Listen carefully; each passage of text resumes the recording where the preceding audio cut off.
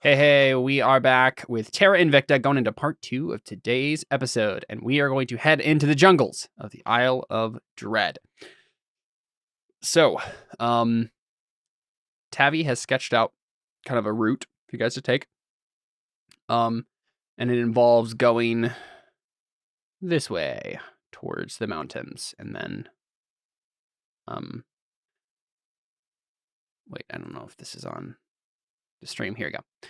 So yeah, going kind of to the right there and then down to the coast again. So the If video games have taught me nothing, there's going to be a thing right here that's going to be like a magic slingshot that just gets us straight over. The hexes are each 6 miles across, which means you can travel, I think, 4 of them a day. Yeah, four a day. So you kind of head into the jungle, and let me look at my notes here. So the journey from the beach to the southern mountains is a 13-mile trek through a stretch of jungle inhabited. I don't think you actually know that. That was for me. That was a note for me. So they're inhabited. But by what? You don't know. So fortunately, large game Lollipops. trails crisscross the expanse, making travel a bit easier than they would normally be. So normally if you're going just like through jungle, you'd be moving at half speed because it's difficult terrain. But there are game trails that make it slightly easier, so it's 3/4 travel. So I guess, yeah, technically in normal travel pace, you'd be moving 4 hexes a day. But I think with the 3/4, you'll only be able to move the 3, so you'll get right there. Actually, no, you'll get to this beginning of the mountains by the end of the day. So the jungle consists of tall trees flushed with brightly colored birds and thick hanging vines. It's similar enough to the West African coast that you're familiar with, but it's still different. It has probably everything seems more primal, more wild. It definitely has some animals that you're not familiar with, but mostly it's kind of just like bigger and more intimidating versions of what you're already familiar with from West Africa. I am home. Yeah. Takeaway definitely seems similar to the New World. It has that kind of primordial feel to it, kind of like in the past, from another time. So this is the next day. This is the next day. Yeah, you head out in the morning, and then the night goes fine. What watches are you going to take? Are you going to take them in the pairs? Because if you did, after Conrad would have one of them. I would assume it'd be me, Lyrith, Tavi, and Audrin, and then Deli and Anna would take turns. That's what I would assume, but yeah. I don't know if you guys want to do different. That's true. Probably Conrad and Abner wouldn't take watches at all. So. I don't think we trust him enough to do that, right. Even if they wanted to. Yeah. Well, Conrad certainly offers because he wants to be as helpful as possible, but whether or not you take him up on it, that's your call. But yeah, since you're parked on the beach and you have successfully gotten rid of the T-Rex carcass, you are fine during the night. You make it through without any trouble. So as you guys push forward into the jungle, also the canopy keeps the region shaded with occasional shafts of light, so it's not like super dark necessarily, even though the jungle's pretty thick. So let's see. Yeah, that's too much. Let me just roll once for each hex of this. I always copy over the random encounter stuff from the adventure itself, and then I'm like, this is too frequent. This is so let me just roll a D100 here. Okay, yep, you're good. Caleb, you're a better man than I am, because if I were doing it, I would just roll for every hex, and then it's just have them assign. It's like, if you go here, this is what happens. Yeah, well, I mean, there is stuff that happens like when you go to certain yeah. places. So you pass through this. You're into the first hex here without running into anything per se. But when you get halfway through that hex, you do reach something kind of like a point of interest. One thing you notice, I guess, I just saw my note here on this.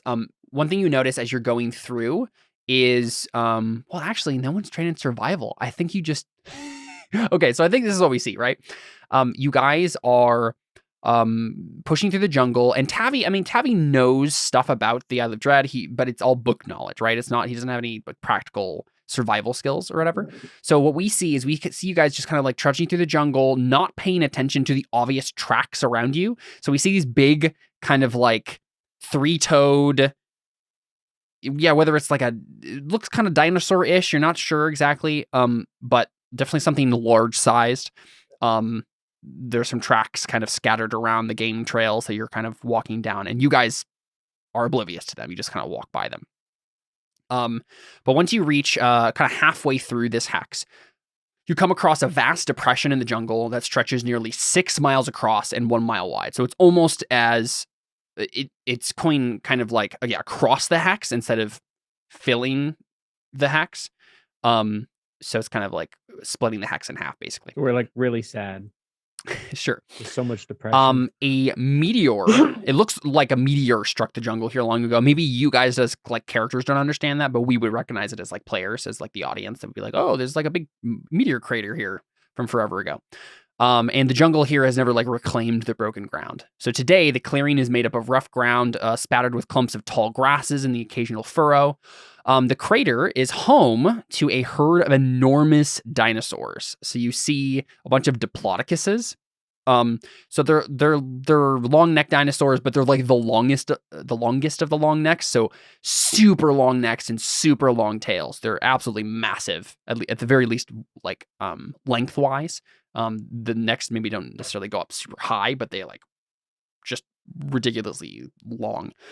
And there's like about a dozen of them. They have they're towering behemoths with elephantine bodies, long necks, and even longer tails. A dozen of the dinosaurs dwell in the crater, and although they come up to the crater's rim to feast on the plants that grow there, their size makes it a simple matter to avoid them. Right, so you kind of like see this like scenic thing, and you're just like, we get the Jurassic Park music playing in the background, right? Yeah, it's like you see the dinosaurs. I was going to do that before you said it, but you beat me to it. Yeah, but it's probably like a moment of like, oh man, this place actually probably has beauty too. I just feel like Dragonborn Jesus just like gave me a phrase that everyone just wants to hear, and he just wants everyone to know that life finds a way. Sure, of course. And there's it's like this like scenic kind of picturesque moment, but it is broken by the sound of like kind of the sudden onrush of movement, and it's coming kind of like at the edge of the crater, right? So you're kind of at the edge of this crater, and from like a furrow of jungle that kind of is leading up to where you are, you see a bunch of brush like moving and shaking. And suddenly there's still like 100 feet or so of clearing between the thing that comes out of the jungle. But pretty quickly you see a young Diplodocus, so still massive creature, but it's like obviously like a juvenile. And it's being hounded. It kind of crashes out of the undergrowth, and it's being hounded and snapped at by giant flightless birds. So they stand nearly 10 feet tall, and their beaks and talons are like super sharp and large. They look flightless, but they're still like nemesis. Perfectly intimidating. Giant penguins. Not giant penguins, giant like ostriches or emus or giant whatever, right? Like chickens. They're terrible. It was him all along. Letting the spiritual chickens get out of control. Yes. So the terror birds look like this. Ooh, they don't look friendly. Yeah. So big old boys. Awesome. See if I can zoom zoom in on this. If the token will actually appear. There you go. There you go. Yep, big old bird. Super sharp beak. And it is there. Yeah, there's a group of, how many did I say? Maybe I didn't. Oh my gosh, it's enormous on the map. Yeah, it destroys the island in one step. Just get right on its back. We'll get there. Yeah, there you go. Yeah, 2 steps and you're there. It is a group of 6 terror birds that are kind of flocking towards it, and like you guys can tell, like it's breaking out of the jungle kind of near you guys, but you can see almost immediately, like if you just like kind of step out of the way, they'll probably pass you by, because like this is bigger prey. You'll probably be fine. But you see, I think Audrin probably is the one who sees this. Tavi, just like his eyes kind of widen and he looks kind of sad. He's like, oh man, like this beautiful creature.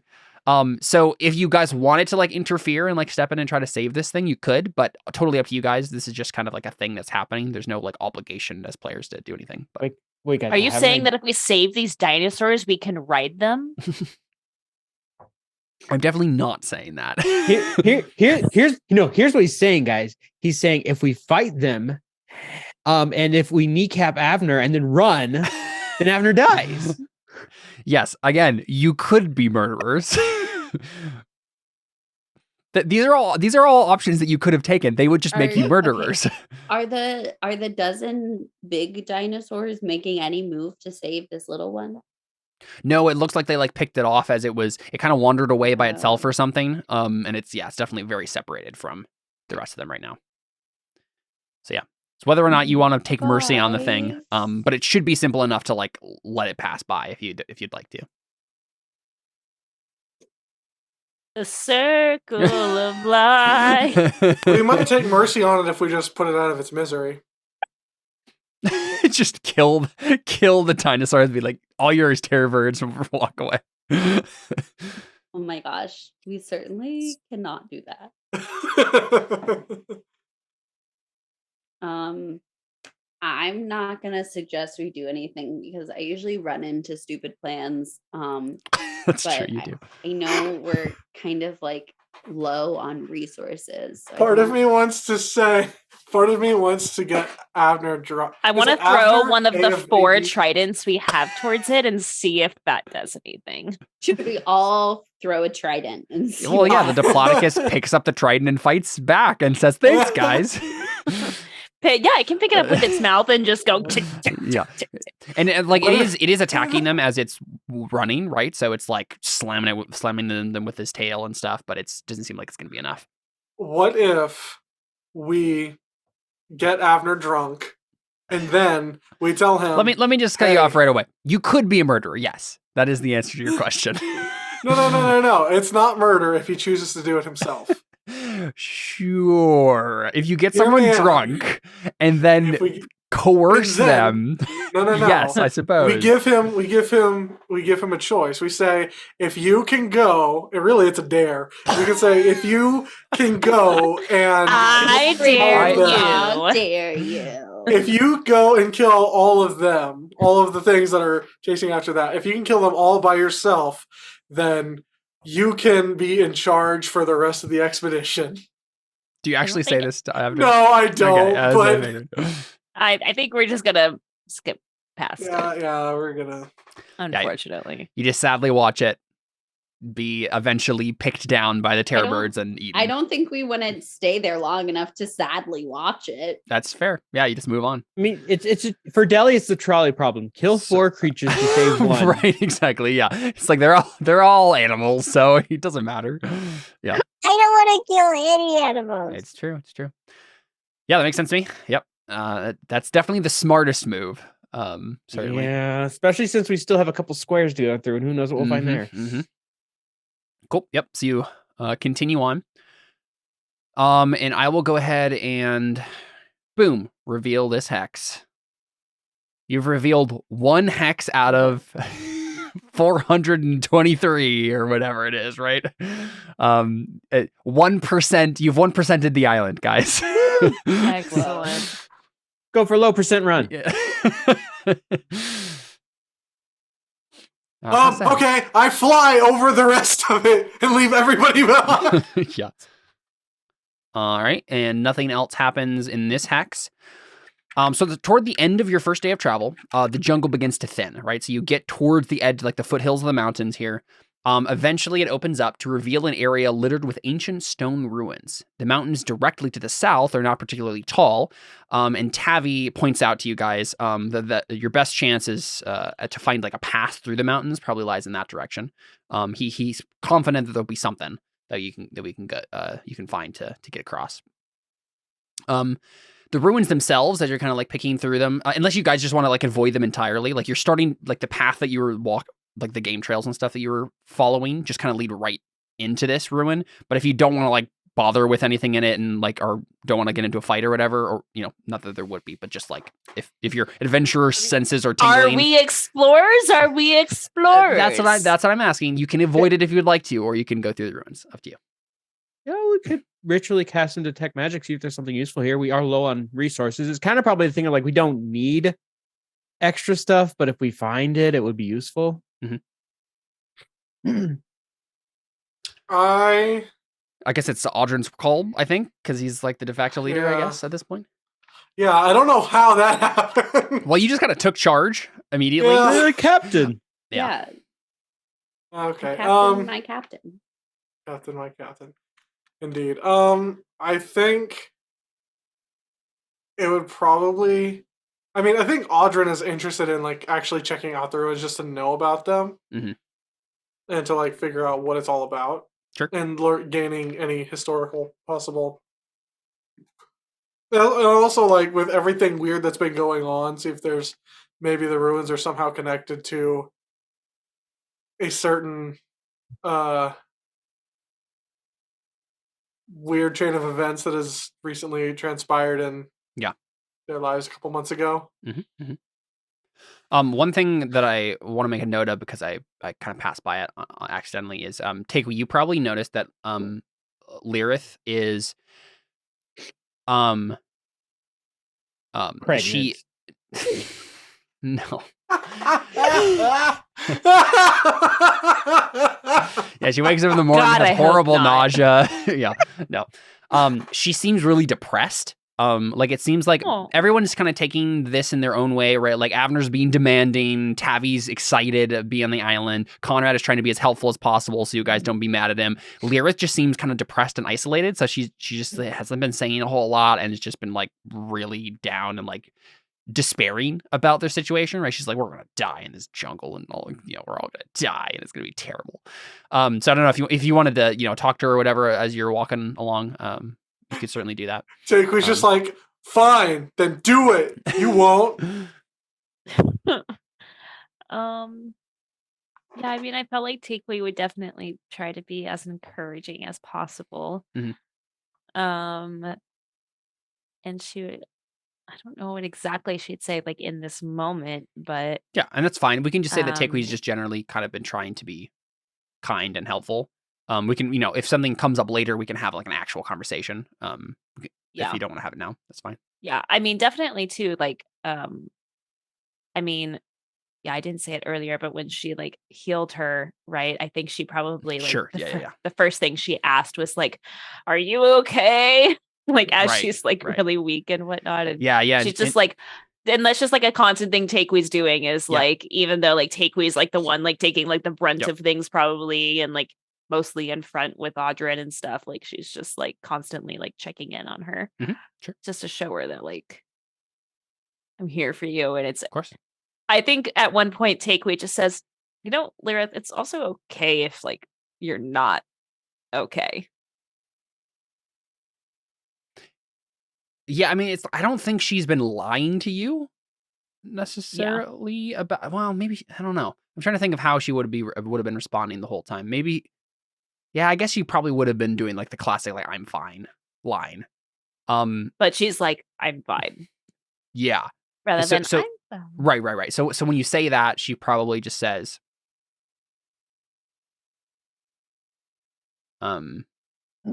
I don't know how admitting that is going to help anything, Takeway.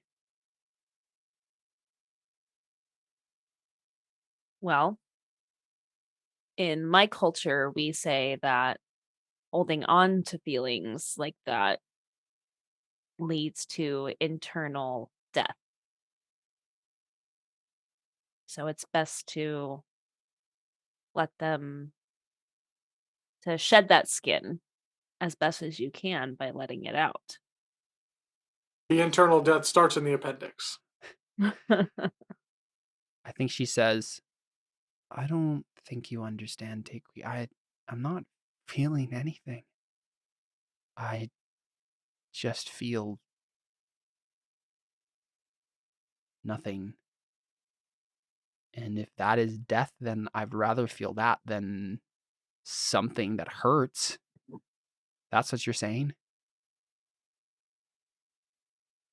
I don't want to think about any of this right now. I just want to keep putting one foot in front of the other, and that's all I can do.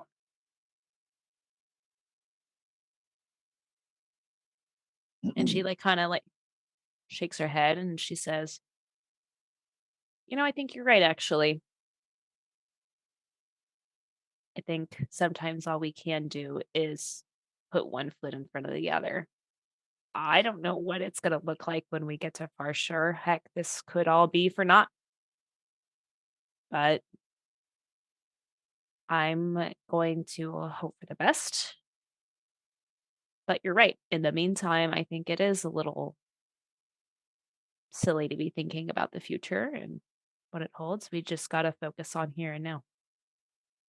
Yeah, I think she just nods too quickly and just wants to end the conversation. She's just yeah, that's exactly. And then just kind of looks back at her feet.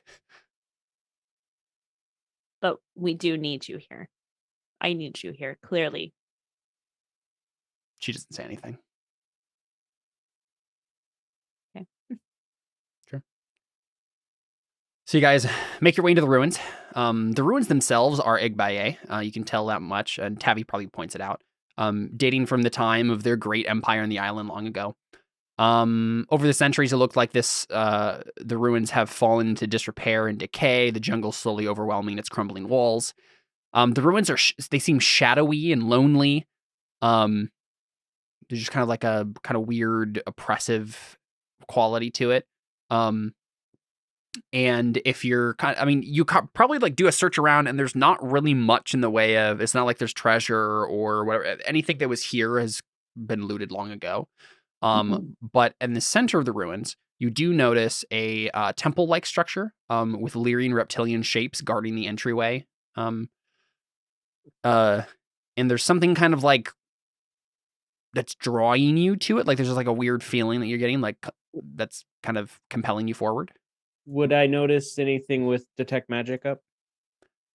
There is nothing magical about the statues or anything, no. And nothing nearby if you're kind of standing in front of it.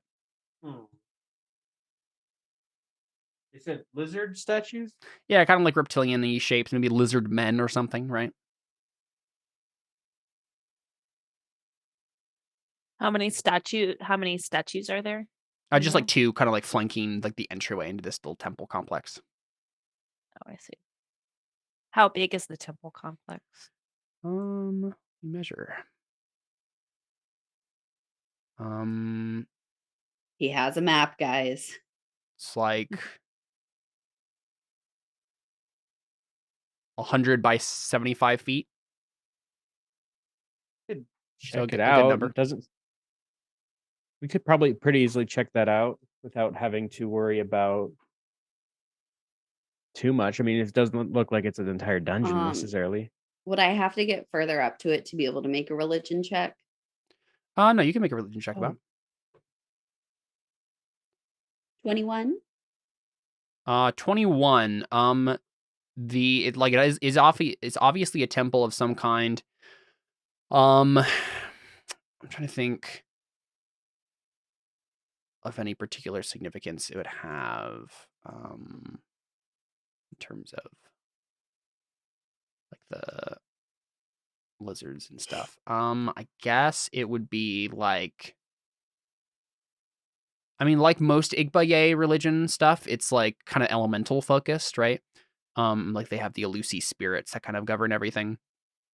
And I think this must be something like a I guess it's probably a temple to one of their gods. Let me see if if any of them have like some sort of. I think one of them has like a more reptilian-y aspect about them. Let's double check.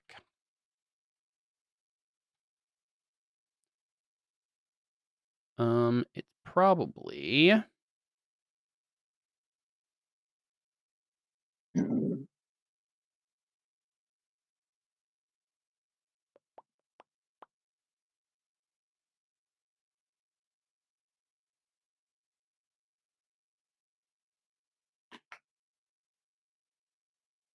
yeah. It's probably how do you pronounce this? Without shame. Amadioha. See, like that. That was without shame. Amadioha. Something like that. Amadeus. Amadeus. He's a god of justice, thunder, lightning, and sky. And has kind of like one of the kind of peoples on the island. I guess maybe not on this island, but in Igbaye history, religious history, something you maybe picked up, Anna, is that lizard folk that are kind of adjacent to the Igbaye culture worship this guy. Probably more for his sky lightning aspects than justice, but so it's probably a temple to that guy. Why they're like lizard folk statues in front of it, you're not entirely sure. It's either that like this is actually just a lizard folk temple at some point, or maybe there's some sort of like kind of syncretism going on between lizard folk that lived on this island and the tieflings or something. You're not entirely sure. Yeah, one of the Igbaye gods seems pretty straightforward. Let me trade him up.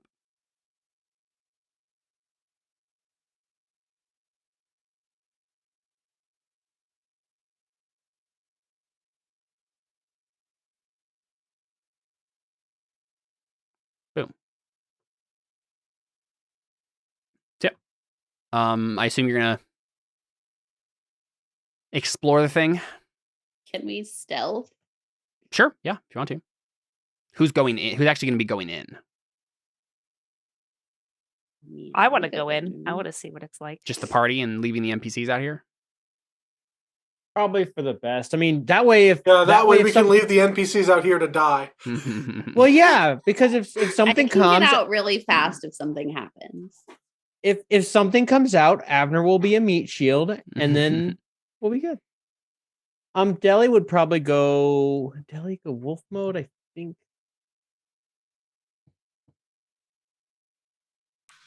I mean, we're giving Lirith and Tavi a real important job.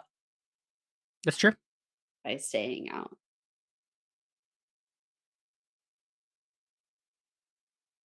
The job is letting Avner die.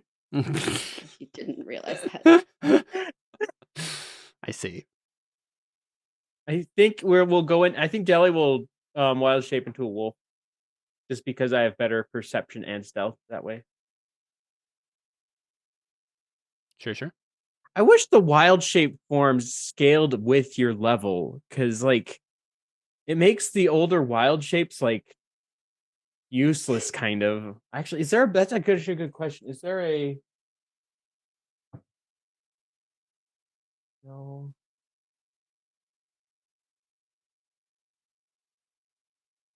I was wondering if there's like a dire wolf I could turn into, but there is not.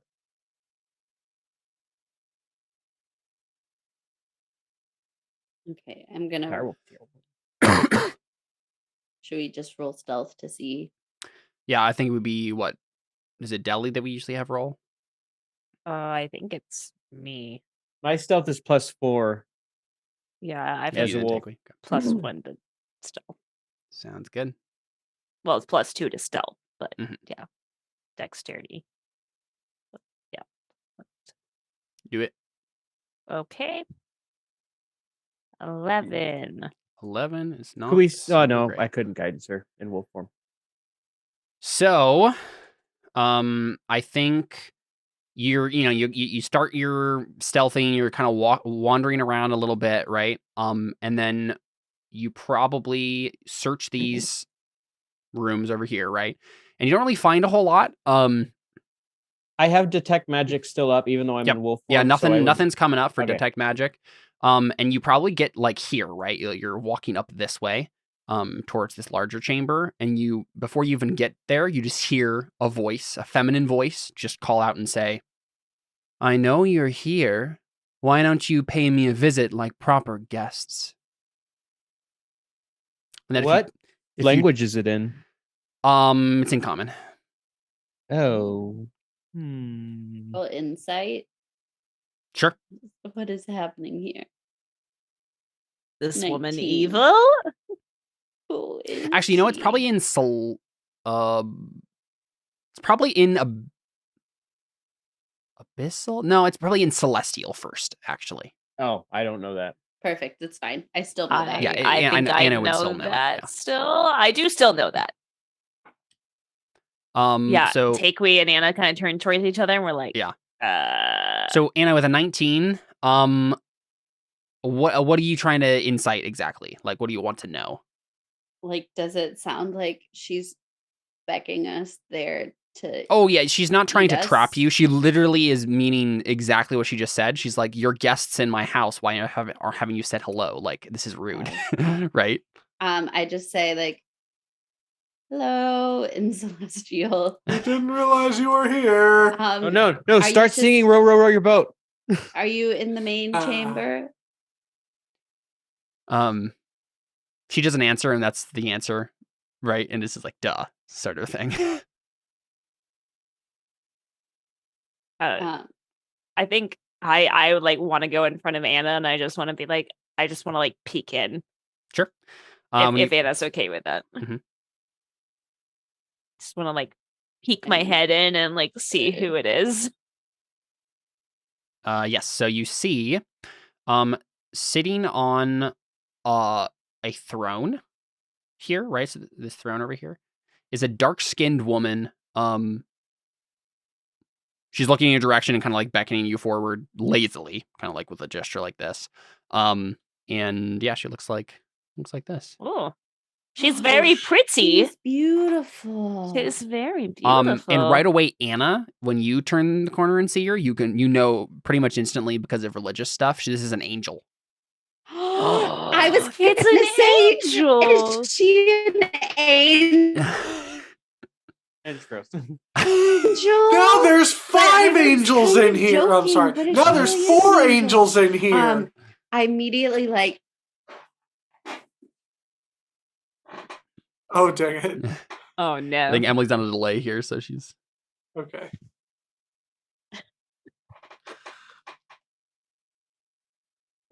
Oh.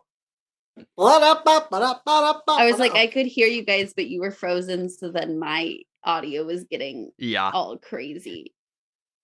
Okay. What So were you saying? what were you saying? I was just gonna like try and go in and immediately like walk up, but kind of with my head bowed and kind of and present myself and say, hello. I'm sorry, I don't know your name on site, but my name is Joanna. I'm a follower of Dragonborn Jesus, and it's an honor to meet you. Yeah, she says, yes, thank you for your obsequiousness. I appreciate it. And so she's wearing like a big golden headdress, like a long white gown. She's lounging almost like centrally on the throne. Yeah, so she says, do you all speak Celestial, or should I be talking in a different language? I think only 2 of us speak Celestial. Common would be good if you know it. I'm assuming you do, because I don't recognize what you just said. angel. She said, like, the name of the language. She's like, I don't recognize the name of that language. It's fine. We can translate. German, please. Well, that's the thing. Common is German and Spanish and English and French. So, yeah. So she just like nods lazily and she's like, "Good. I don't have the time for anything I don't have the time for learning another language entirely. So, who are you?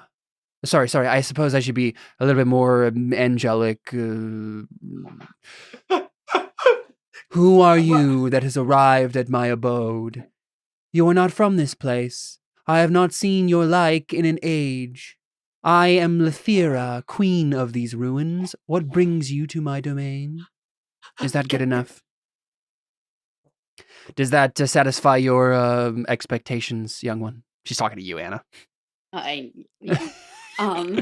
She's like, anything you do is fine. Takui is just kind of like cocking her head a little bit, like I'm still just like looking down and just like, of course, whatever you want to do, you're allowed to do.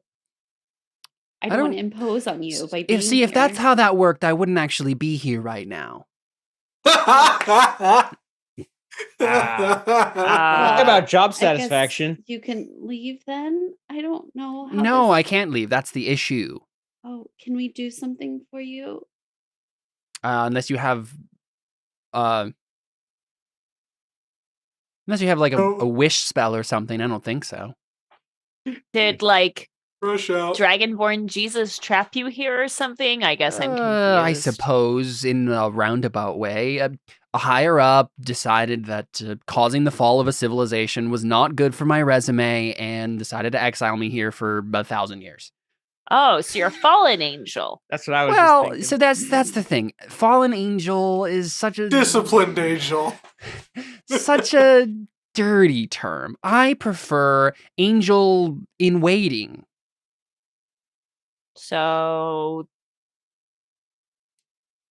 I'm not evil or a demon. That's what Takeui's trying to figure out, because she's like, "Are you a demon? Because if you are, I gotta kind of kill you right exactly. now."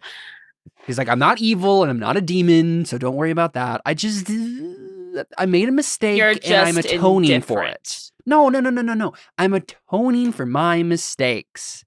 She says that may be too practiced. Well, how can we help you with your atonement journey? Someone help me get a history check in, please. I've been trying to do a history check since we got here. Oh, yeah. Well, they said they were translating. I assume you guys are, right? Yeah. I just don't have anything to help you with history. No. I literally just want to do a history check. Yeah, go ahead. Yeah. Okay. Well, and I also have a history. Ooh. Yeah, so you can help him. 27. We can just say crit, right? Because if Takeui's helping him.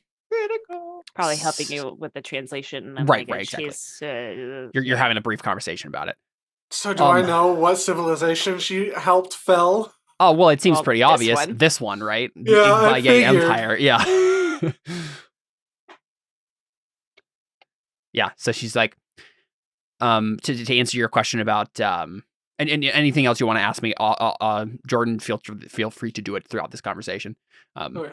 And she says she didn't answer your question, whoever asked about, like, can we help you with your atonement? She says, I don't think so. I think it's more of like a time attitude thing. I just have to sit here until I like regret what I did and won't do it again. So I guess I haven't done that. I don't know. Maybe they totally forgot me here. I'm not actually sure. And she's becoming more and more informal as she talks, right? Would she do it again? She's maybe implying maybe she would. I don't know. Right? So why did you do what you did? Well, it's not that I wanted it to happen. It's just that I wasn't vigilant enough, I suppose. I let some demons take over a pantheon and ruin the world. You know, it happens to everyone once in a while. Which demon specifically? See, that's the thing. I don't remember. I'm not sure if it's just because I've been here for so long, or if they took my memories or something when they exiled me, they being the angel hierarchy. But some of the details are fuzzy. So I know I did something really bad. I know it was the Igbaye, I guess. But other than that, I don't know. Maybe it's part of my punishment. I don't know. Take it up with Dragonborn Jesus, I guess. About how long ago was this? 1,000 years. Maybe 1,300. Depends. So if she was, shouldn't she be done by now? If it was only like for 1,000 years, You'd think. Well, I just say to Audrey, she said the whole thing about the attitude thing. It's not the time, it's the attitude. Yeah, I think Audrey just goes, yeah. So, this is the thing. I didn't call you here, invite you here, whatever I did, to just chat about my horrible mistakes in my past. I'm curious. I've been stuck here for a really long time. What is it like out there? Like, what's going on? I have just been like in this like small section of the island for like forever. Now, if you could tell me like literally anything about the world beyond this stupid island, that would be amazing. Can I get an insight check? Yeah. Oh, that was so bad. I rolled a 2. Oh. Yeah, I didn't roll better. Yeah, I rolled hard to tell. Okay. I mean, I think we will limit it to the Isle of Dread kind of a thing. I think she'll just say, well, there's dinosaurs on the island. No. I know there's dinosaurs on the island. I've been around the island before the thing fell anyway, so I don't care about that. I also know it's overrun with monsters now. Don't care about that either. What is the world like? Did we defeat the Devourers? Like, what was up with that thing? Takewee then, like, she kind of, like, bites her lip because she, like, knows very intimately about that lore. I just say it's the year 1643.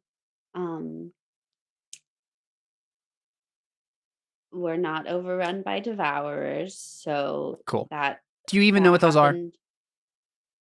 I mean, not. Can I roll a personally? Takewee like raises her hand. Yeah. Can I roll history to know if I know what sure, that? Would yeah, that be history? Yeah, it'd be history to know what you know about everything that happened there, right? Okay. Yeah, with a 16, you probably know inklings of it, but the thing is, like, the Devourer thing was a way more esoteric thing that was going on, like, behind the scenes. Yeah. The things that most people know about is, like, the god of death dying, the whole death apocalypse stuff, the fact that a bunch of, like, the She of the Jade Skirt got killed, the Yuan-Ti were defeated, and the humans and the Genasi are living together in a kingdom. Like, the Devourer stuff is a bit more on the obscure side of everything.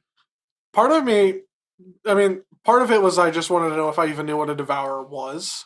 The name probably, like, when they translate it for you, it probably means something like aberration or outsider or something. So yeah, probably. Okay. You know the general idea. Okay. Something eldritch. Yes, exactly. Cthulhu. Yeah. Takeway just kind of like bites her lip, doesn't really say anything. Yeah.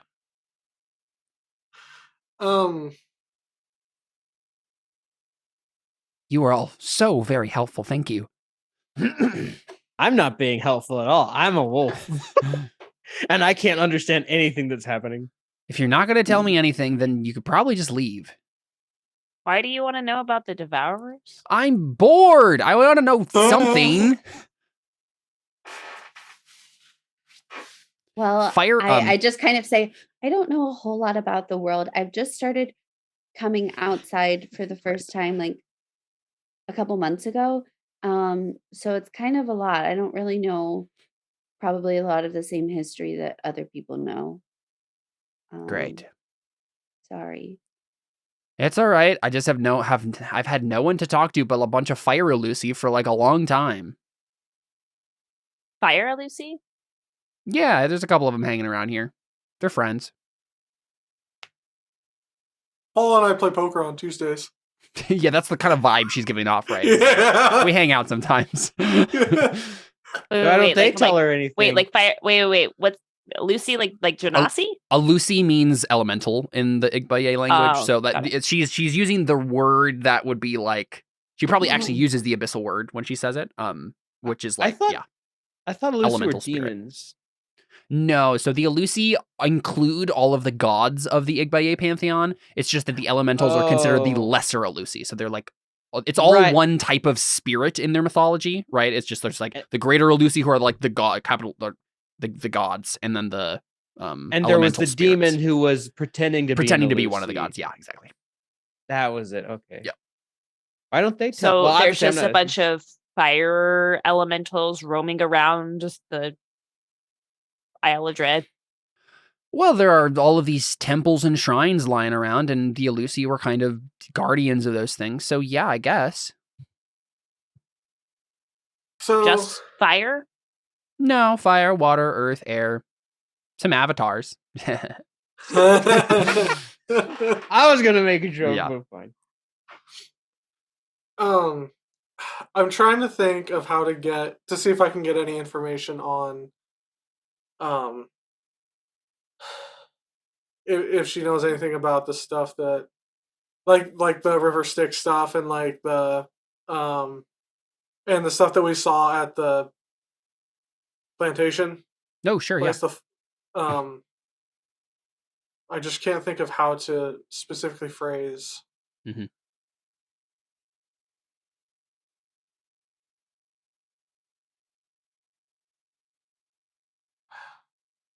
I think while Jordan's thinking, I think Takei would ask, do you know if the tieflings who live offshore this island are still living in a civilization?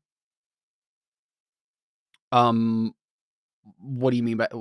I'm confused Like on the because question. like we know that there's like a tiefling like you know Colonies? the wall, right, with and then Sure. the Yeah, and there's small all the tiefling villages, yeah. civilization with the villages, like, but Mhm. we haven't heard from this area in like 20 years, something like that, so we don't even really know for sure if anything's out there. Sure. I see what you're saying. Yeah. She says, Like our best as- guess is that they are, but like as don't far know as for I sure. know, there's still tieflings and some other people living south of or living past the wall. I know there's tribes of various sorts all around the island, I suppose. No It's good to mass know. extinction has happened in the last 20 years that I know about. Well, you never know. People letting out demons and stuff. You never know. Well, the demons are kind of already let out. They're just kind of running loose at this point. So, sorry. Are they still on the island? The demons? Oh, yeah. There's demons kind of everywhere. Well, okay. Not everywhere, but like they're around. Sorry. Again, apologies for that. So, have you ever thought that maybe your job should be to like get rid of these demons to atone for what you did? She like blinks. Nah, that can't be it. Well, why would that I not gotta be it? meditate. I gotta think about what I've done. I gotta figure it out on the head. I right think here. Dragonborn Jesus also believes in putting meditation into action. Listen, Correct me if I'm wrong. Which Anna. one of us I've is never... the- Jesus helps those who help themselves. which one of you is the angel in this situation? Let's put it that way. That's right. Didn't think so. Can I make a religion check to see what Dragonborn Jesus wants her to What do? would actually want? Yeah. What does the Bible actually say about this? Yeah, sure.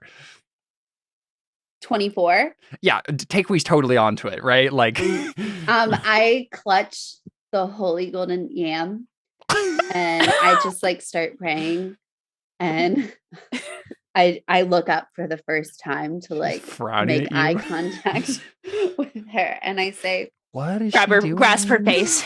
I'm just like, no, I think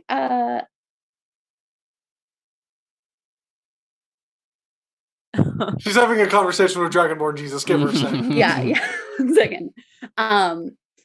And I just say like, yeah, no, I think she's right. Dragonborn Jesus just told me. And She I work for says the to help the Pantheon, demon. who works for Dragonborn Jesus, Yeah, she and just we're gotta trying to raise- get rid of demons. So Can I like make a persuasion check? I guess it's gonna be incredibly difficult. Like this is an angel who's been like set in her ways for literally 1,300 years. So I don't think like one conversation is gonna sway her, but you could try. well, okay. I was going to ask if I could make it since I was the one who suggested it. One but- of you can make it with advantage. Okay. Yeah. Well, she already made the roll, so Oh, Well, I have a reaction that I can re-roll it. oh yeah, go for it. So that's why I was like, oh, I'll make it because I can re-roll it if I don't get it. Oh, my nope, that was gosh. way worse. Yeah, I mean, I don't think a 16 would have been enough either. So, like, you say this and it's all totally convincing and you're totally right, but she just like eventually like she thinks about it for a moment and she's like, nah. I don't think that's it at all. Well, if you aren't going to tell me anything about the world outside, I think I might have to ask you to leave. Some of the Elusi we're going to come over and we're going to talk about things. So, I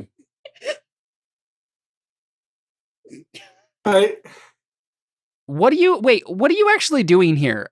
Actually, I don't think I ever asked that. You're not tieflings, so I assume you come from somewhere else. Can you tell me that at least? Like, where did you come from? Why are you here? Where did you come from? Where do you go?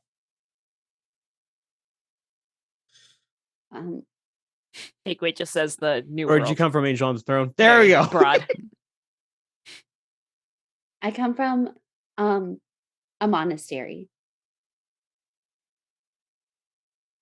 She's just like staring and she's like shaking her head. She's like, fine. All right. I see how it is. Actually, Audryn pipes in, I actually don't know where I'm from. That's kind of the problem. She just sighs and she says, all right, fine. Just close the door on your way out, will you? And there's like not a door, so that doesn't make any sense. But Audryn does say, actually, there's one thing I might have to share with you that you might be interested in case you have any info on it. Okay. And Audryn kind of explains some of the events that happened at the farm. The plantation, yeah. Yeah, the plantation. It's like, and it's like, yeah, that definitely sounds demon-y. Do you have any idea of what they could have been trying to do? I mean, we don't know for sure why or what was going on with that. We just have a couple of inklings. Well, you said that they were harvesting souls to make a magic item. I don't know. It sounds like demon-y stuff. Who knows? So you haven't heard about anything like this happening in the past, or? I have to remind you, I don't remember much of what happened except that I majorly screwed up. Remember, we kind of know what they were doing. They were making some sort of engine to go into like a different plane of existence. Yeah. Well, I was seeing if I could get more info on like the general plan.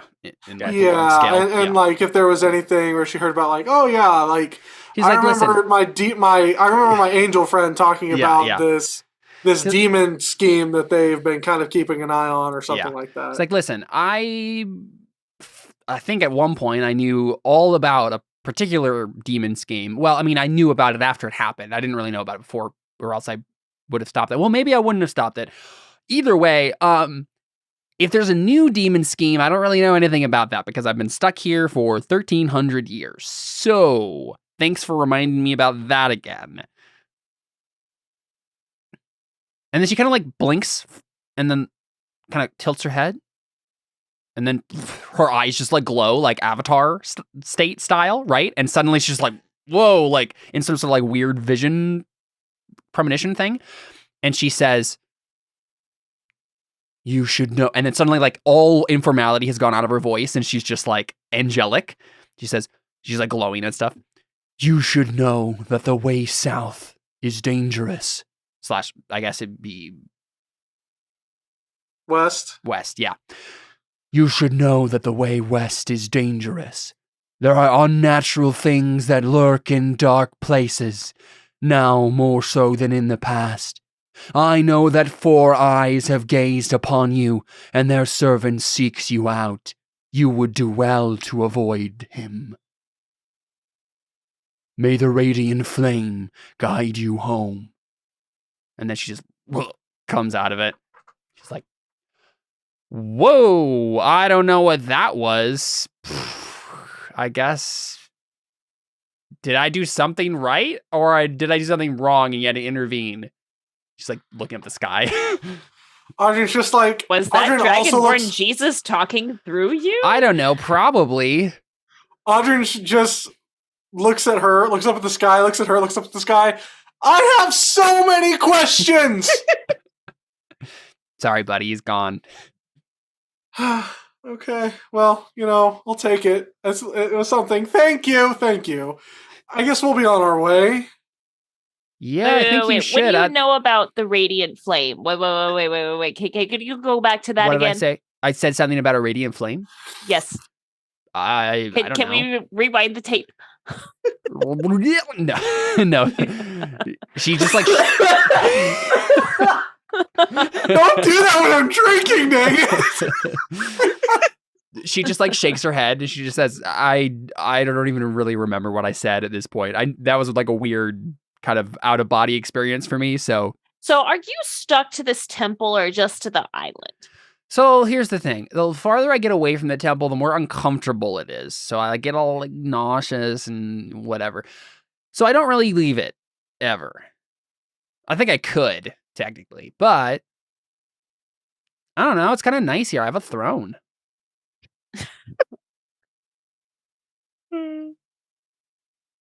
Oh my god. Listen, I promise I'm not a demon. I promise I'm not a demon. We need a zone of wanting truth. a throne. Like, I'm just saying, sounds kind of familiar to some lore I may have heard once or twice before. That's your lore, and maybe I have different lore. Anyway, oh my gosh! How about you go ahead? That's your truth. And shoo out of my temple. Let me do my thing. You guys got to do your thing. Thank you. Come again, or don't. I really think that you should think about trying to kill some demons. Bow and say, thank you for your wisdom. And yeah. All the while, Deli's just like looking at everyone going, what the heck just happened? I promise that if I ever see a demon, I will attempt to kill it. Wait, who is she promising? Is she promising that to us, or is she promising that to Dragonborn Jesus? Because, I mean, like, she can make a promise to us anytime she wants, Yeah. but, you know, I was just saying. She looks at you, Anna, and she says, thank you for your respect. And, like, I feel like as I leave, I, like, whisper to Tay Queen, I'm like, I have some very conflicting feelings about what just happened. I just had a theological crisis. They always say never meet your heroes. Yeah, exactly, yeah. Audryn goes to Deli and is like, I think I just had a theological crisis. Remember, Deli's in wolf form. She can't, like, part of the reason that I didn't do anything is Deli can't talk without going out of wolf shape. That's why Audryn is going to Deli and saying, like, I don't know how to process what just happened. I think I need to get a copy of the Bible. Yeah, so as you guys start studying that a little bit more. As you guys like turn the corner and head out, she kind of like bends into like a shimmering flame and then just kind of like winks out.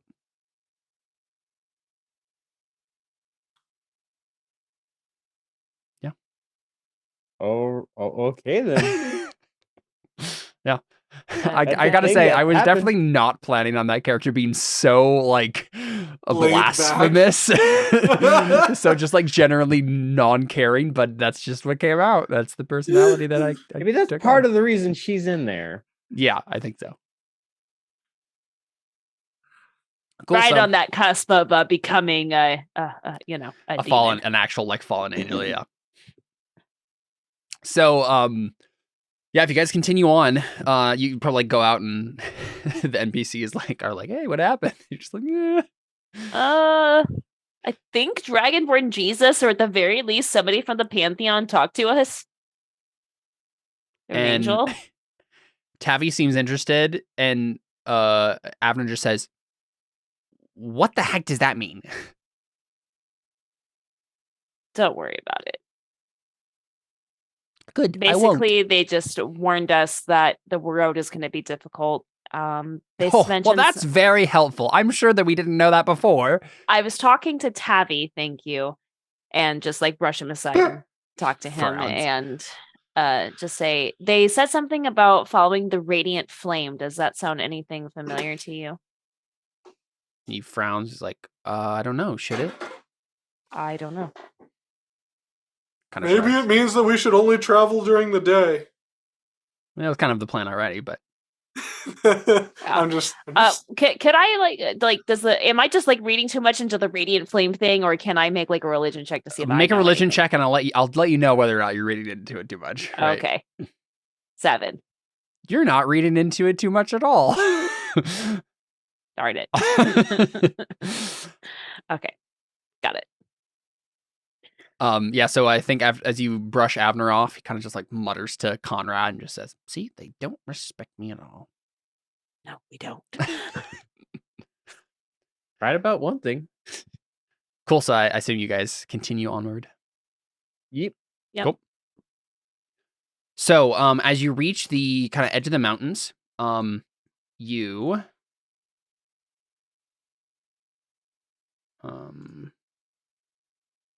where is it? You get into the foothills, right? And you're kind of like searching around. I think it takes you're getting there kind of like later in the day. And I think the idea would be just like search for. Did we get her name? Yeah, Lathira is what she said. Oh, okay. Sorry. I was like, sorry. Yep. I think she only said it once at the very beginning. So I wrote it down. Yeah. It was with her. Okay. Sorry. Keep going, Caleb. I'm you're good. So you guys Definitely kind of my favorite League of Legends champion. you get there towards the end of the day, and probably kind of like start kind of maybe setting up camp for the night, and then probably send like a scout out. Maybe Audrun, you take your winged boots and fly around looking for like a pass because you're at the foothills in the mountains, but you need some way to get beyond them. And going just like climbing over them or around them is just going to be too much. So you're trying to find some sort of pass. And it takes you about 6 hours. So it's dark by the time you finish, but you do find something that seems promising. So Audrun, you probably come back, and then you guys probably just sleep for the night at the foothills here. And I think you're fine. You hear some kind of strange noises in the night, maybe some like sounds that sound like a terror bird or something. But nothing attacks you yet. And it is now March 4th, yeah, because you woke up on the 2nd. Yes, March 4th. Yeah, March 4th. And on the morning of March 4th, Audrun takes you guys over to the pass you found. And what you didn't notice as it was getting dark, Audrun, you see now. There is indeed like a tunnel that kind of goes through the mountains. But 100 feet north of the entrance to the tunnel is a terror bird nesting ground. So you see a bunch of terror birds kind of like around their nests, and you see one absolutely monstrosity of a terror bird. It's like 15 feet tall and is like just absolutely huge. And you know, basically there's going to be no good way to get around especially with the NPCs in tow. There's no good way to get around the nest to get to the entrance. So you're just going to have to fight them probably. No. We offer Abner as an offering and we go through. Sure. Murder is an option.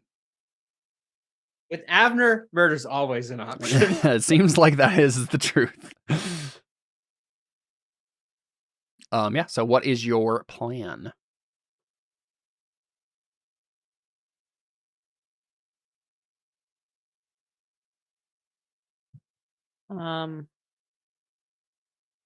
So we could. I mean, stealth isn't an option here.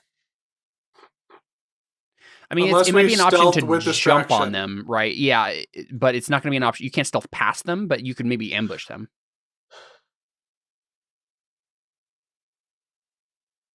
Oh, And also, are they like high up, or are they? Yeah, it's like, kind of like in the on- foothills, right? So there's like a couple of ridges that they've built these nests on. This is gonna be like where we kill the mama and then we have to adopt the weakling. Hey, we get another buck. It's Buck 2.0. But this one can't fly. Not yet. Oh, yeah. They can't fly. It'll be like a combination between Buck and Leonechka. Leonechka. Yes. Buckanechka. No, Yeah. we're not calling it that. I realized, guys, we could scavenge food no problem because I could prep purify food and drink. All 9 magical food and drink within a 5-foot radius sphere centered on a point of your choice. Well, yeah, but you need to find rendered it. free of poison and disease. You still could fail to find any food. We right? could have eaten the T-Rex is my only point. I mean, yeah, you could have eaten the T-Rex from the beginning. You just can't carve it up correctly, right? That's the Yeah. issue. You don't have Who needs survival a- skills to gut it and skin it properly. doesn't need to be skinned properly. We can eat. You can't make non-edible items into food with purify food and drink. Hey, Kelly. it doesn't mean they're not edible. You It just can't. means they're You not. can't cast it on a rock and then eat it. Oh, it's not poisonous now. Okay. That's not how that So- works. So not with that attitude. Yeah, well, Anyway, Are we Man, stabbing some I really, really wish that I had like flash step or something, or like like the kind of Misty Step or whatever. misty step. Thank you. I wish that I had misty step Messy because that's a step. bonus action, right? Musty step. I think it is. Yeah. So if I had that, I could just use firebolt since I don't have to see them. I could just firebolt, then misty step somewhere else where they can't see me, and then firebolt again, and then just have a bunch of these firebolts just coming from nowhere, and they're just like, what's going on? True. That would have been great, but we can't do that. So So yeah, you could attempt to ambush them if you'd like. I mean, if we've flat out said there's no way to sneak around them, we Yes. have to face them. So, I mean, I guess ambushing would be a good, like, there doesn't seem It's- a reason to not ambush. yeah, I think it's either ambush or we have to come up with some convoluted scheme to distract them enough. Like we bring like a different thing that we have to find and seek and kill, and then bring it and let them feast on that thing's meat while we try to sneak by. Yeah, the thing is, like, someone that doesn't have any stealth score is going to have to make that roll, and Right. they will fail it, right? Yeah. Well, what if we set up to ambush while we kind of stays further away? I suppose that's. But the then thing you're to do. not using me for what I'm supposed to be used for, which is a meat shield. So we start the ambush, and then as soon as the ambush gets going, we drop Takewee on top. I'm just fly above and then drop her straight down. Sure, and she can take 5d6 falling damage or whatever it is. It doesn't have to be that far, you know. So I would like to point out there's not much jungle cover, so it's going to be Yeah. difficult to fly above them without them noticing. Yeah. They're flightless birds. It doesn't matter. Well, Wait yeah, a they second. can't get you, but they'll see you. Wait, they can't get. I could literally just fly above them and start firebolting them to death. Sure, yeah, you could do that. Honestly, okay, guys, let's go.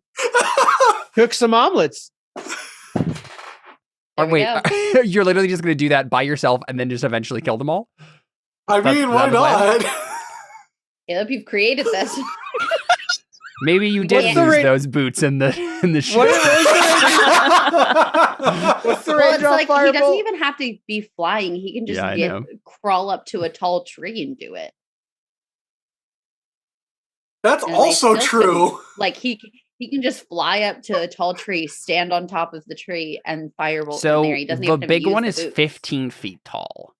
Okay. So that's probably not an option, but What's the range on firebolt? 120 feet. You can go 100 feet in the air. Boo, boo, boo, boo, It's true. boo, boo, boo, It's boo. true.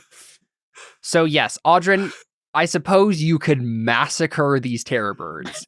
It's going to be long, gruesome, and painful to watch.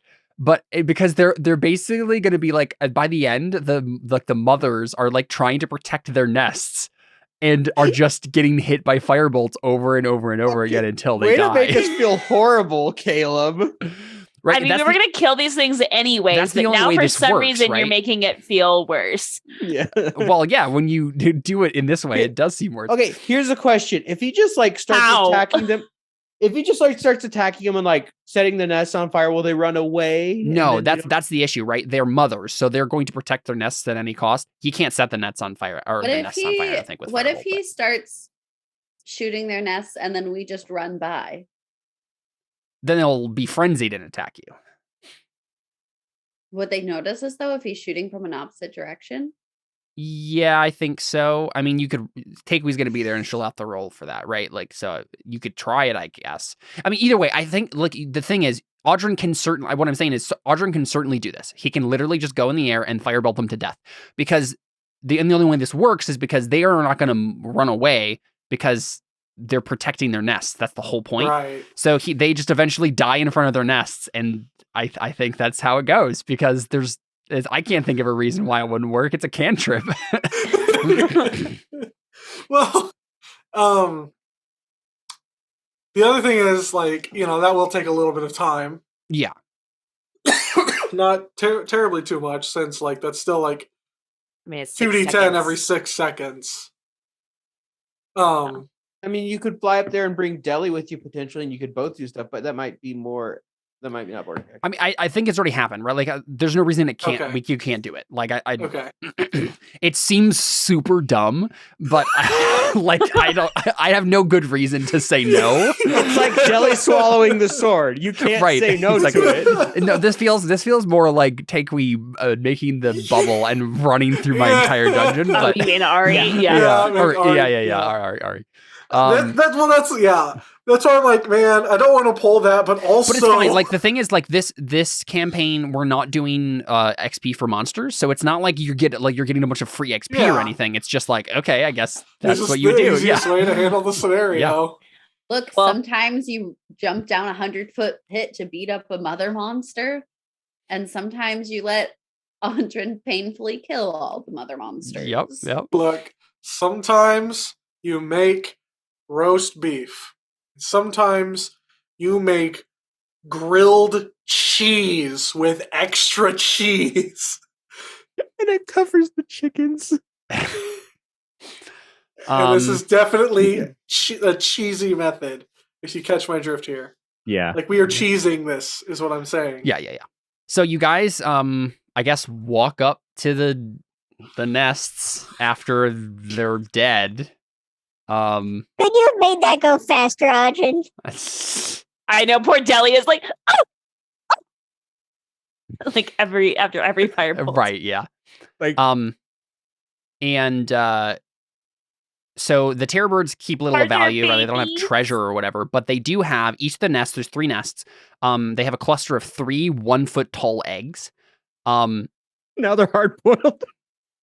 Well, no, I assumed Audryn didn't shoot the eggs. No. That would have been unnecessary. I think Tabby points out the fact that these are probably pretty valuable. Whether or not someone's going to eat them or like raise them to be fighting birds or whatever else, right? Like, if you could, and I think he points this out almost with like excitement, right? Like he definitely seems like to have a bad taste in his mouth the way you killed all the birds, Audryn. But as soon as he sees the eggs, he's like, oh, Audryn, I'm totally fine if you think this isn't going to work, but if we could take a couple of these, I mean, they're pretty valuable, and might be cool to have Audryn just one. goes, absolutely, Deli, you're in charge of them. Fine by me. And yeah, Deli Avner actually does want one. I know, that's why I'm like, Right. Deli's actually like the ideal person for this. Deli is mother hen in this scenario. Deli wants an animal companion. Yeah, Avner and Conrad also both seem interested in this. Conrad, you can see his like con man eye glint where he's like, ooh, I could sell these. Like, can I have one too? Sort of a thing. And then Avner is just like, yes. Deli, I will need you to take 3 of these for me, and I will be bringing them to the Meravanchi Manor in Farshore for safekeeping. Thank you. Deli just looks at him and just like, You realize I'm not that big, right? like honestly, like she could probably Well, hold. who like, else is going to carry it? Conrad, will you carry these for me? And Conrad thinks about it. He's like, can we split the money? And Avner's like, yes, of course.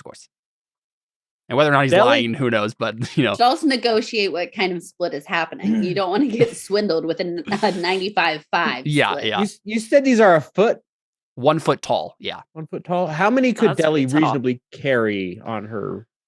I don't know. Not 3, I don't think, right? I know. Is it? If it's just one, that's I would say fine. just 1, right? Because Like, can we there's not. each carry one? Is that like I can put reasonable? one on the other side of my front garment, so I have the golden yam and then the egg, Meet your brother. and I just have them both that I'm wearing, both of them. So is everybody gonna take one of these? Is that what's happening? Okay. Deli, There's 9. I wonder. So literally every single person could take one. So the thing is, though, you'll have to keep it warm and safe throughout the whole thing. Which is highly unlikely, but It's just you wear it like I am. Deli probably would kind of strap it around her chest.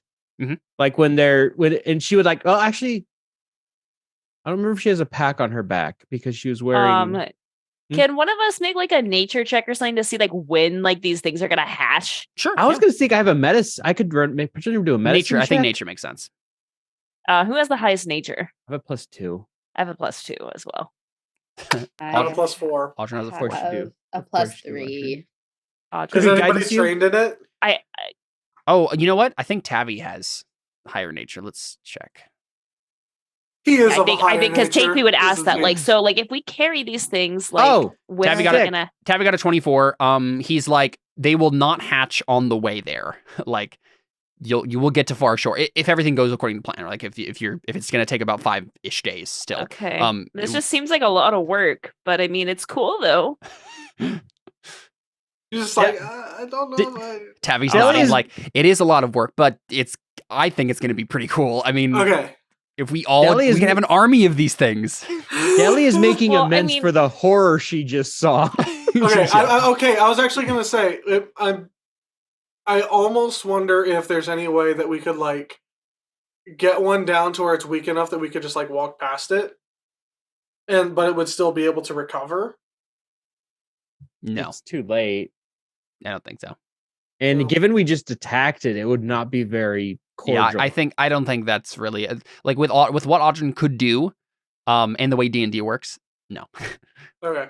Well, I was just wondering because, like, I guess I was thinking it would make sense to like not just leave the eggs, like, because we're not going to take all of the eggs. We can't take all of the eggs.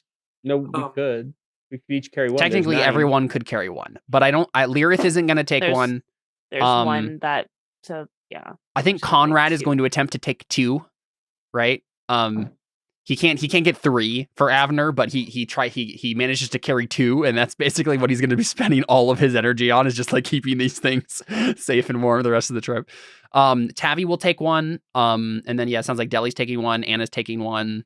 What about you, Takewee and Audryn? I will take 1. Audryn, you taking 1?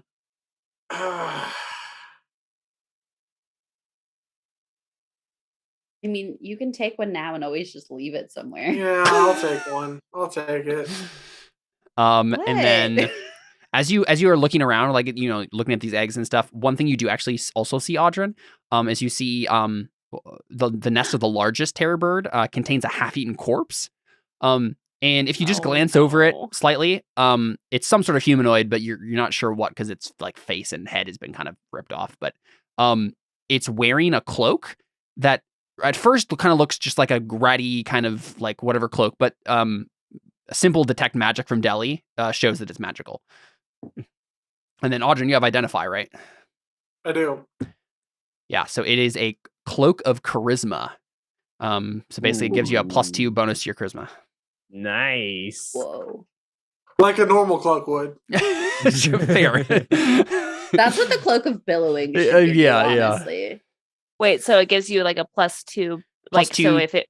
So it's like Gauntlets of Organ Power, where but except it gives you a get more bardic inspirations with that. True.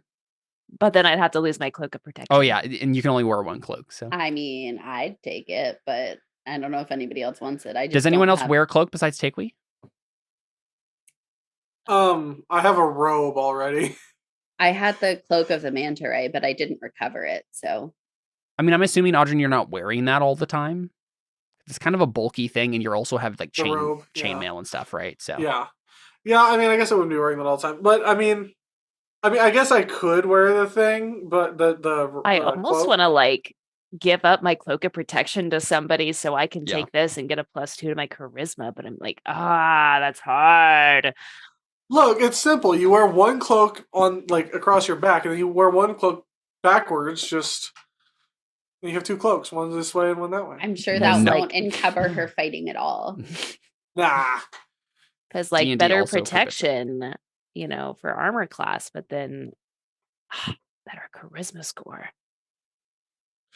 Look, she wears the charisma one in the front, and then it's party in the front, protection in the back.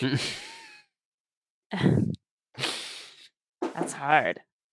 Yeah, up to you, Takely. I mean, I don't know. Well, does anybody else want the? Does anybody else want the charisma cloak? Because you guys can totally take it. I was just like, I feel like the Okay. two people that make the most sense is Takely or Audrin to have this because they're the talky people. But Yeah, I mean, the only thing that I would probably use the cloak for is persuasion. Mhm. Because that would give me a better persuasion. Yeah. But that's the only trained thing that I have as far as charisma goes. good. yeah, I do have intimidation also trained. Mhm. But I have deception trained No. because I'm a bad girl now. says the homeschooler.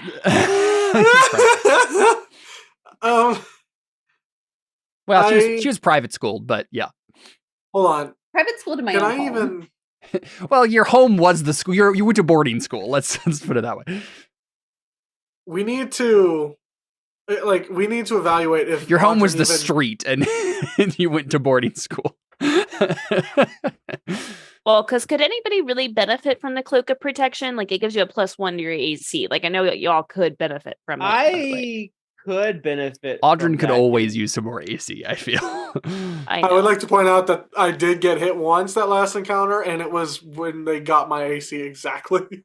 But like either way, Because I feel like giving somebody the cloak of protection would be like more a advantageous. decent trade. Because I would still have an AC of 17. Like, it's not like I'm like making a total downgrade here. My AC is 14. I could have it. Like, I feel like more people would benefit from having the cloak of protection, whereas I would be the only one who would really benefit from having the cloak of charisma.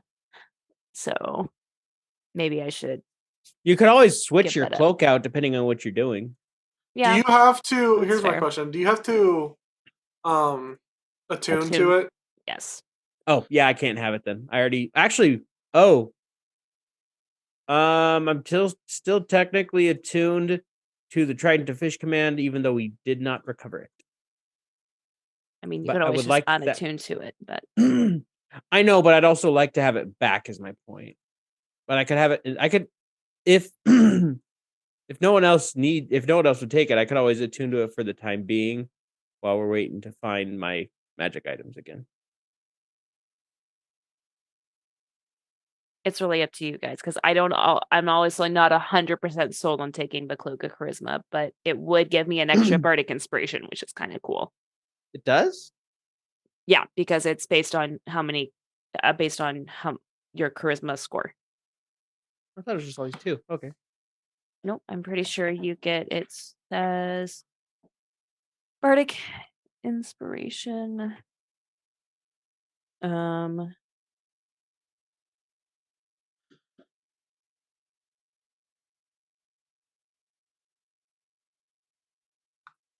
Gain.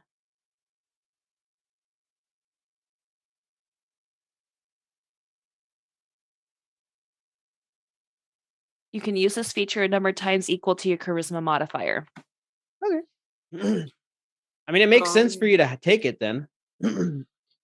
I don't know of the things that I have what is what does need attunement and what doesn't. Oh, I keep track of that explicitly It now. should say it in the description of stuff. The other thing is too. I mean, this is obviously the thing you kind of wave around always. Would it fit me? I'm not. It's a cloak. It fits everybody, right? I don't. Yeah. Yeah, it's fine. Below behind you more. Yeah, you know what? I'm gonna take the cloak of charisma because I just feel like that just makes most sense for me, and you guys can decide who takes the cloak of protection. We could even give it to like Lyrith or Tabby if you want to up their AC a little bit. Like if you guys don't want to give it a slot for now. My thought is I could take it.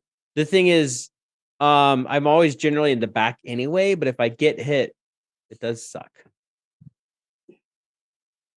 I mean, I'm never gonna turn down if there's more AC on the board. Yeah, you're generally in the front more. If you don't have a cloak already, it'd probably be better for you to have it. I mean, it doesn't matter if I'll take it or Audrey can take it or whatever. What you Jordan? thinking, Jordan? You're looking. I just genuinely don't know how many things that I have already that require attunement. The wing boots require attunement. The rapier of warning requires attunement. Yeah, I added a separate thing under features and traits for attunements that I had, so I wouldn't do this. Does the robe of useful items require attunement? Oh, let me see. I don't think so, because didn't we like leave No, it it with doesn't. people at one Yeah. point? Doesn't. Does the amulet of health? Oh, I forgot my bracers require attunement, so never mind, because I've got my bracers of defense. How many slots do we have? 3. 3. Okay, I can't take it either. My amulet of health, my rapier of warning, and my gloves of thievery all require attunement. I can take it for the time being while I am looking for my Trident of Fish command. Why don't you do that then? So is it again the cloak of what? Protection. I've got 2 things of magic armor then, sort of. And my armor class goes down to a 17. Mine goes up to 15. Is Anna's 18?